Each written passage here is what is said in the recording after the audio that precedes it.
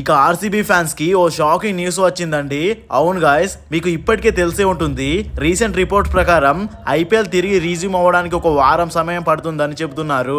కానీ ఇంతలోనే కొన్ని పెద్ద సమస్యలు ఎదురు వచ్చాయి. ఐపీఎల్ టెంపరరీ సస్పెండ్ అయినప్పుడు కొంతమంది ఓవర్సీస్ ప్లేయర్స్ వాళ్ళ దేశాలకు తిరిగి వెళ్లిపోయారు. ఇప్పుడు అన్ని టీమ్స్ కి మరోసారి వాళ్ళ ప్లేయర్స్ ని రీకాల్ చేయాల్సిన పరిస్థితి వచ్చింది. ఇందులో ఆర్సీబీ ముందు పెద్ద సమస్యగా మారింది. ఎందుకంటే జాస్ హజల్వుడ్ పరిస్థితి కాస్త డౌట్ఫుల్ గా ఉంది. చూడండి, గత మ్యాచెస్ లో కూడా సిఎస్కే కు అగేన్స్ట్ గా కూడా అతను ఆడలేదు. కారణం భుజంగాయం. అంటే ఐపీఎల్ సస్పెండ్ కాకపోయినా అతను కొన్ని మ్యాచెస్ మిస్ అయ్యేవాడు.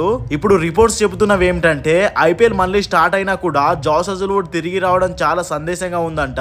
అదే గాయం ఇప్పటికీ అతన్ని వేధిస్తోందంట. ఇప్పుడు ఆర్సీబీకి అంత విలువైన పేసర్ లేకపోవడం అంటే పెద్ద లోటే. ఇంతవరకు ఇదే అప్డేట్. ఇంకెదురుగా ఏదైనా కన్ఫర్మ్ న్యూస్ వస్తే వెంటనే మీకు తెలియజేస్తా. అందుకే ఈ ఛానల్ ని ఇప్పుడే సబ్స్క్రైబ్ చేసుకోండి. మరి మీ అభిప్రాయం ఏమంటారు? జాస్ హజల్వుడ్ రాకపోతే ఆర్సీబీకి ఎంత దెబ్బ పడుతుందో కదా.